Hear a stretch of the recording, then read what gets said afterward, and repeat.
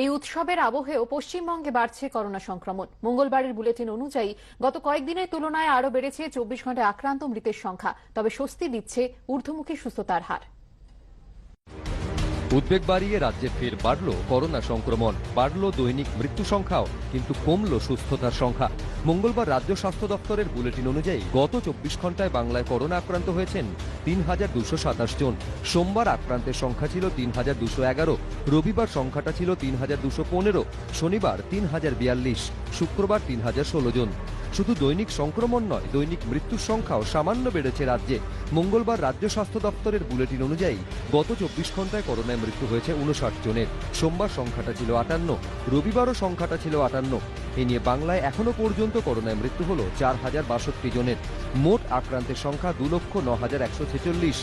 বঙ্গে দৈনিক সুস্থতার সংখ্যা সামান্য কমেছে। মঙ্গলবার রাজ্য স্বাস্থ্য দপ্তরের বুলেটিন অনুযায়ী গত 24 ঘন্টায় রাজ্যে করোনাকে হারিয়ে সুস্থ হয়েছেন 2919 জন। সোমবার সংখ্যাটা ছিল 3084, রবিবার ছিল 3054। বাংলায় সুস্থতার হার 86.61%। অ্যাক্টিভ রোগীর সংখ্যা 23,942। এবিপি আনন্দ।